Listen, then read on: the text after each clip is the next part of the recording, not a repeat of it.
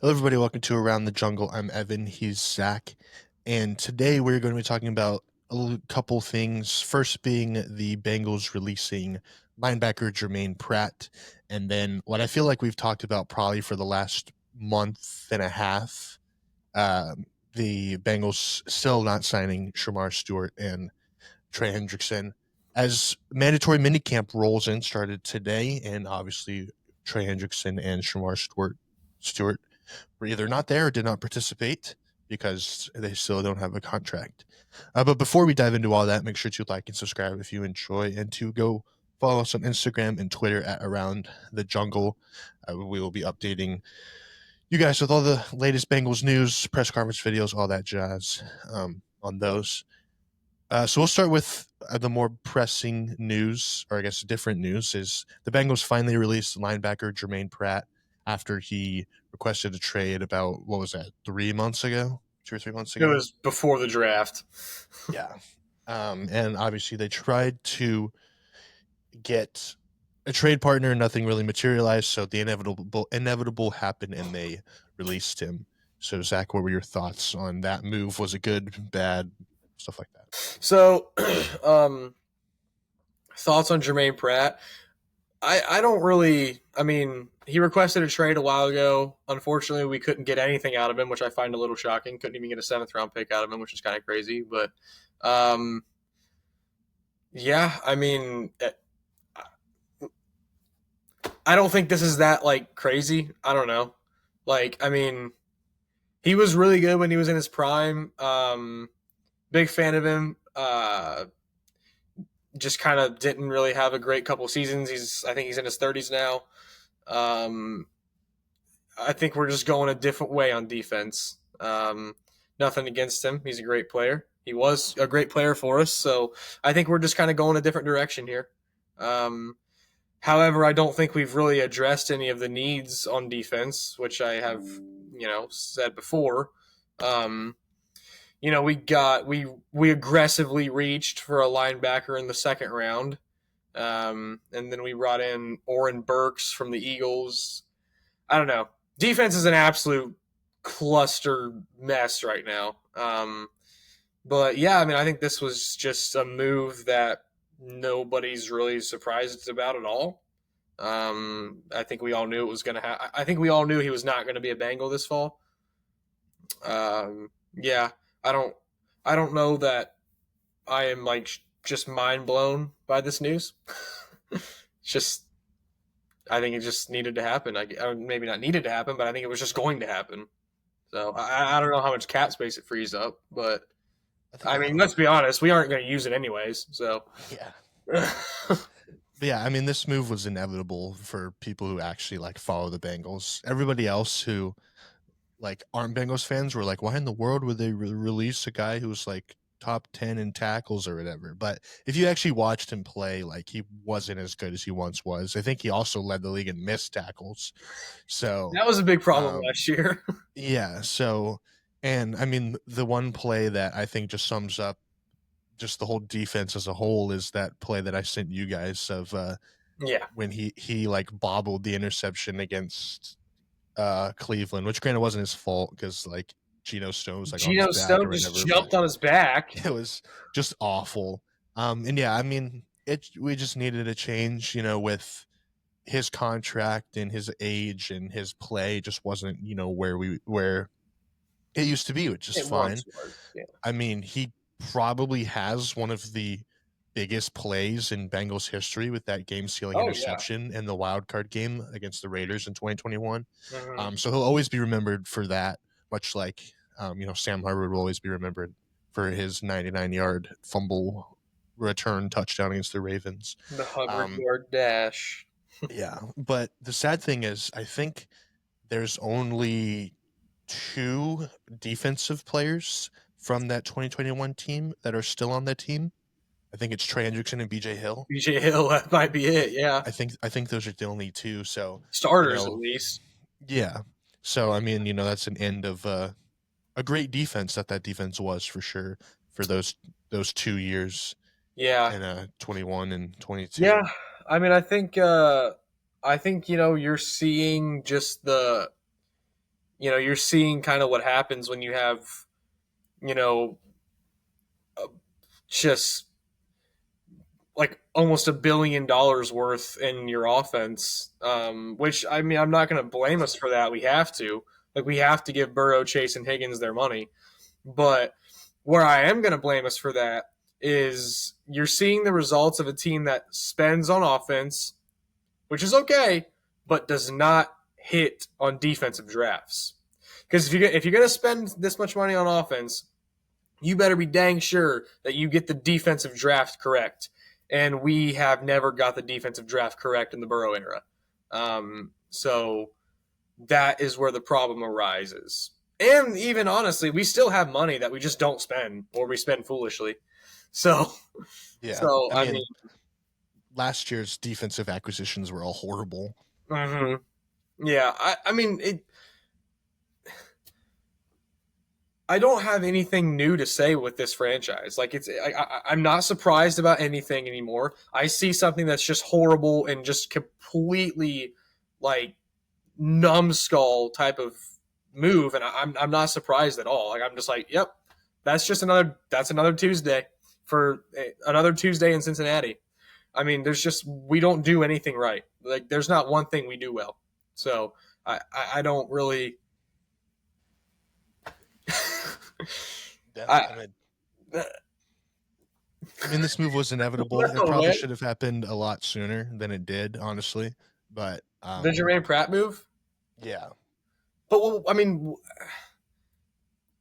I guess I don't know. I mean, if you requested a trade 3 months ago and we didn't get one, like you might as well just cut your ties. That way, you can actually use that money in free agency. Because Well, you know there's they're not still going to well, use that money to sign Trey Hendrickson. but there are still guys on the free agency market that would be really good additions for us. Like it's not like we missed our chance in free agency. Like there are still guys like Scurf's still out there, Justin Simmons is still out there, Jair Alexander's out there now. Like I mean he's injury prone, but he would still be a better guy than what we have. So it's like there are guys that are still out there on the market that we could go get right now, and we're just not going to because we can't even pay our own guys. Yeah, Well, we that's can, we just won't. So, yeah, I mean, and not to mention the whole Shemar Stewart thing. I mean, like the whole thing with that trade clause that Pat McAfee was talking about today. yeah. Let me read you guys that real quick, just so you kind of have a little bit of a context on what we're talking about in the whole situation. Because I didn't know this until today. Yeah. Um, so the Bengals have decided to wedge a new clause into Stewart's deal. The clause would turn a default in any given year into a void of all remaining guarantees. In prior Bengals contracts, a void wiped out only the guarantees for the year in which the default occurred. Stewart refuses to be the guinea pig for the new term, and the Bengals refuse to blink. As a result, Stewart will be less prepared for training camp than he would have been. So basically, they're trying to get this new type of contract where they can get out of any guarantees, I guess, at any point. Which is, I don't know. But no one else has ever done that, obviously. Well, we're the And ones to do it. yeah, and Shamar Stewart's like, well, I'm not going to be the first person to do this because all your last two first round draft picks didn't get that, so why should I do that? I mean, it's just And yeah, because that kind of brought us to where we are today, where Shamar Stewart hasn't signed and was a developmental pick to begin with, and really hasn't done anything to develop. no, So he no. hasn't played. I mean, number one, I don't think it was a very good pick in the first place. I've said that a lot, and I will continue to reiterate that. I don't really like that pick. And on top of that, we aren't even signing him so that he can develop, like you said. I mean, he's probably one of the most raw DNs to go in the first round. So if anybody in this DN class needs the reps, it's him, and he's not getting them because we're trying to screw him. I mean, that's really what we're doing. We are screwing this guy. And like you said, like no other franchise has ever done that. Well, if anybody would do it, it would be us because we are the cheapest franchise. I mean, it couldn't Katie Blackburn is one of the worst people on this planet. I mean, it can't possibly get worse. I mean, We are the worst run organization in all of professional sports in the entire world. I mean, I would rather have the ownership of the worst soccer team from South Africa than what we have. Like it's so we are so horrible. I mean, I'm going to tell you there are some people that do not deserve to have the money they have. Just going to leave it there. Not gonna not gonna say, but you know what he's implying. Everybody agrees with what I'm saying right now. But Shemar Stewart came out and like talked about it, I guess, for the first time publicly.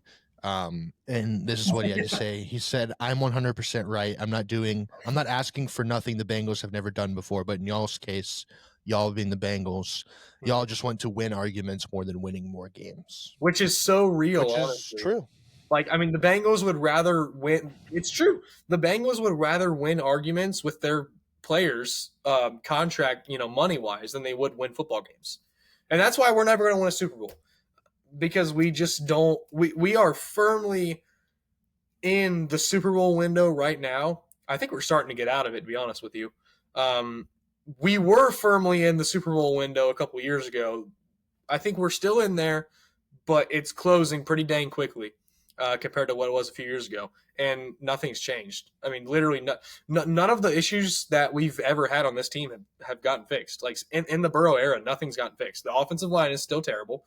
I mean, last offseason, I think I saw that our offensive line was the worst pass block percentage, like win rate. So the offensive line has not gotten better since we've gotten Joe Burrow.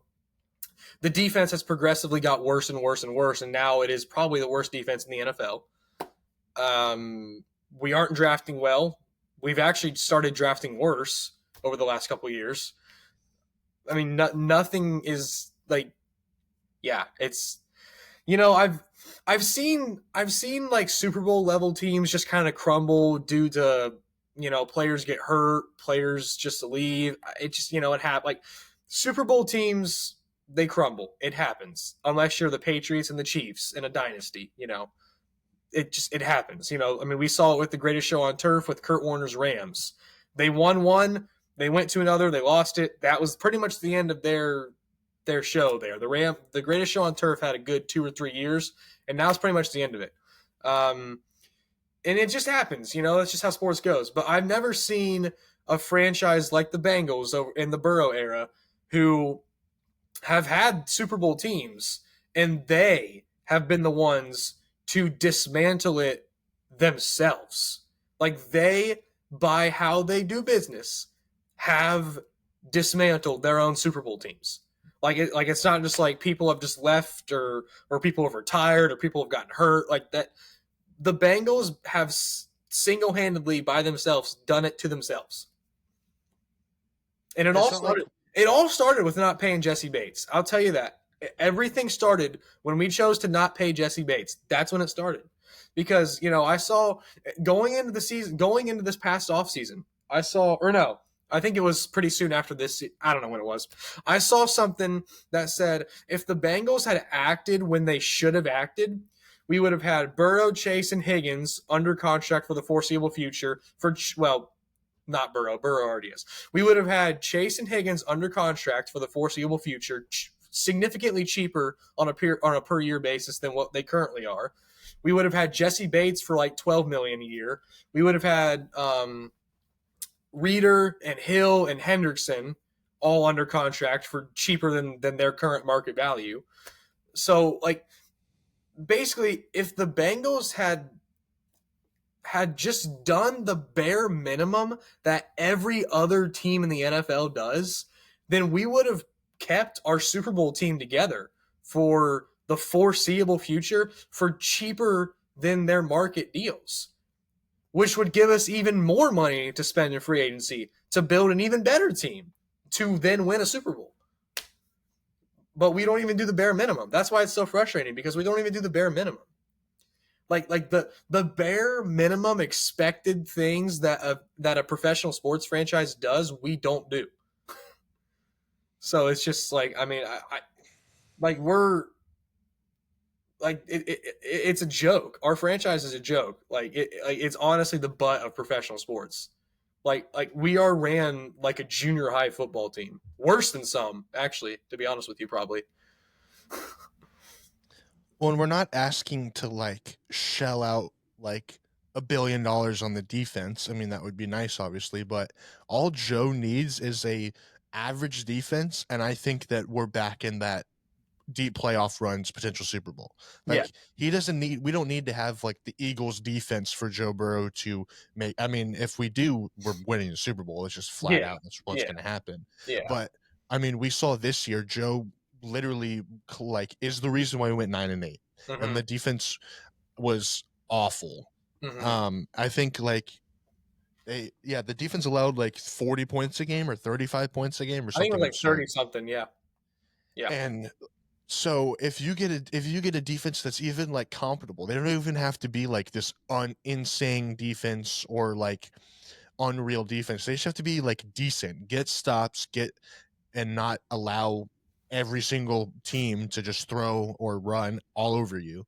They just need to get stops, and then I think we're right back in that window where we can make deep playoff runs. Like we're not asking the front office to trade for Miles Garrett and sign Jalen Ramsey or something. Like we just need keep the guys we have that are good, and then just build the defense and just get it to be compatible. They don't. I mean, if they become a top 10, top 5 defense, I'm not going to complain. That makes it so much better.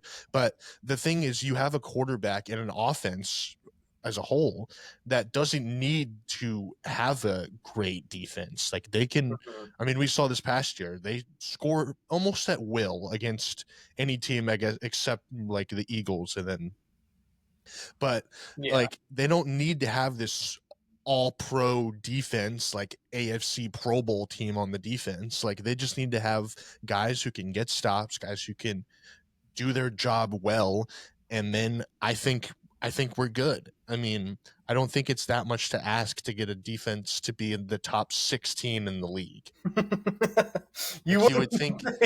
you would think that's not that hard to ask cuz honestly, if you look at our offense, we're definitely have a top 5 offense in the Oh, league. for sure. Yeah, for So sure. you just need a decent defense, and I think you're fine. I know defense wins championships, blah blah blah, but But at I least think we would be able to have a deep run, yeah, if I not think we win. would be yeah. I mean, I just think that we would be so much in a so much better place if Yeah, we just yeah, had a compatible defense. It doesn't have to be an yeah, otherworldly defense. They just need to be in the top 16, which shouldn't be hard to ask, but apparently yeah. it Well, is. and at least if we had that just a top 16 defense, at least even if we don't win a Super Bowl, because defense does win championships. So even if we don't win a Super Bowl, at least we're not wasting Burrow and Chase completely, and we're still having deep playoff runs. We have wasted one of the we have wasted the best season of football that Burrow and Chase have played probably in their entire lives on an individual level. We just wasted. We didn't even go to the playoffs. We had a Triple Crown winner, and who I think was the MVP of the NFL, led the league in touchdowns and yards. Not even in the playoffs, And the sack leader too. and the sack leader. So we wasted career years from our three best players last year. Didn't even make the playoffs. I mean, if we would have at least made the playoffs, we would have got beat out early because our defense is so terrible. But I We would mean, have felt better going into this offseason. yeah, Knowing you that. can't.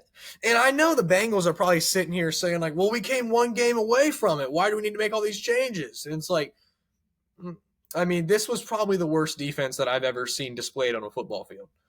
Yeah, it was So, bad. I mean, yeah, Like it's Joe in the offense had to average about 40 points a game just for us to be to capable win of like 9 games. yeah. Like if we think about that Broncos game, like that was a sweated out game. We put up like 40 points in that game just to And beat them. we won in overtime and we put 40 points on the board. Yeah. Like, And then like what's the problem? The Ravens games, like I'm sure the combined point total was almost 100, and we Hmm. still lost all of those. Yeah, it's I, I just and this covers the Trey Hendrickson and the Shemar Stewart debacle. Like what I don't understand financially what is going on here. Like no other team just like there is no other franchise where their players just have to go to war with the front office to get a decent deal. Like there is no other franchise that is a problem. It is only in Cincinnati. Like, well, and especially like you said, this whole thing, the whole new clause in Shemar Stewart's deal. It's like this, like no one else has done this. Like, why are you just like trying to nickel and dime your guys? You're really gonna try to get out of guaranteed money to a freaking 21-year-old kid who, like, I mean, let's be honest with you, you aren't even guaranteeing him that much anyways. It's a rookie contract. It's not like you're guaranteeing him what Burrow got. You know, like we're guaranteeing him what? Probably maybe 20 million, maybe. Yeah, probably throughout the Like, 4 years, probably around that. yeah, it's like, I mean, come on now. Like you're gonna try to put something in this deal so that if he gets hurt or defaults, whatever, I don't even know what that means, to be honest with you. But if he It probably means defaults, like if I don't know. My thinking of it is like if he sucks, then we can just like get out of his contract. so you're trying to put something in there that if this kid defaults, that he doesn't get any of that 20 million or ish that you guarantee to him. It's like, come on now. Like, you weren't even guaranteeing him that much money. Like, if it was Burrow where you guaranteed him, like, what was it, like 100 million or something like that? It's like, all right, like, that's a lot of money. But, I mean, come on now. Like, they probably make 20 million back in a season or two. Like, I mean, through ticket sales, through merch, like, I Probably mean, just from ticket sales. yeah, like, I mean, come Probably. on now. Like, there's like, I mean, what are we doing? Like, why are we just trying to screw our guys over? And I think Shemar Stewart, I think he's right on with that. I think the Bengals front office, Katie Blackburn, I think that she would rather just win arguments and financially screw her employees over than actually win. And it's shocking to me because they're already billionaires. Like, I don't know what these freaking people are doing, but I mean, to be truthfully honest with you, they need to sell the franchise. Like, they need to just get out of the way because these guys are single-handedly like destroying our like the Blackburn family is single-handedly preventing us from winning a franchise. I think they like losing. Like, I think that I mean it's so bad that I think they're doing it on purpose. Yeah, all I'm gonna say is I hope that Al Golden is a mastermind and that he can just elevate this defense with what we have. That's It's a pretty much tall task. that's pretty much all we can hope for. Like, all we can hope for is that he is like genuinely a defensive guru and can make something out of this. Just, I mean, I don't even have words for how bad this defense is, and we're hoping that he can make something out of it. That's all we got. That's all we got. Because I mean, the Bengals front office is just terrible, and I feel like it's been just increasingly bad. Like, I haven't ever noticed it to be this bad. Like, it's always been bad. We've always sucked, but it's like been increasingly horrible.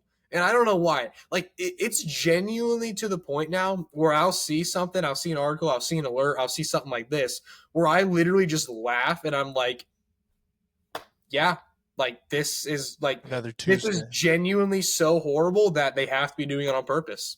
Like, I don't know how stupid these people can possibly be. Like, that's where we're at. Like, I see the most outlandish thing, and I'm just like, yep, that sounds about right. I mean, I don't I am just so mind blown by how stupid and awful our owners are. That's pretty much like I really do think the best way to put it is so outlandishly horrible that they have to be doing this on purpose. They have to be trying to run us into the ground. Yeah, well, I guess we'll see what happens. Hopefully, at least Shamar Stewart gets signed soon. Trey, I have no idea at this point. But I don't think he's going to be a Bengal. I do not think it's going to happen. yeah, but I hope that the next couple of videos that we do, we're not just repeating ourselves for the fifth and sixth time like we Dude, it's have. been like since The freaking. I mean, we've been saying this stuff since the season. I mean, this has been yeah, going on for almost a year now. Yeah, I mean, if you guys watch this show, you guys obviously know that we have strong opinions on the Bengals front office, and you would think that we hate on them a lot, but they give us every right to. Oh, we don't hate on them enough. I don't even have words to like. I, Yeah, I can't I'm put running out into of words to words say. how bad they are. I don't have them. Words don't exist to Fair. say how bad they are. Yeah. Well, mandatory minicamp is going on right now, and if any other news comes out, we will present it to you guys and give it to you and give our thoughts. Um, and then there's what, a month Yeah, there's like a and a month off. half until training camp starts, Mm-hmm. and we usually go to one of the training camp practices every year, so Yeah. we'll have some stuff with that, and hopefully, um, one day maybe we'll be talking on here about something positive. And I feel like since we started this channel, we have not talked about anything positive. Because we had a horrible season. Yeah. It's So it's just all been bad since we started this. yeah. Um, but that's gonna wrap it up for us. Thank you guys for tuning in. Let us know what you think about the whole Trey Hendrickson Shemar Stewart situation. We'd love to hear you guys' opinions. If you think that if you agree with us that the front office is just absolutely abysmal, or if maybe you're the 1% of the fans who actually still believes in them, I would love to hear what your guys' opinions are. But yeah, thank you all for watching. We'll see you guys in the next one, hopefully with some better news. See you guys later. It's just so fun.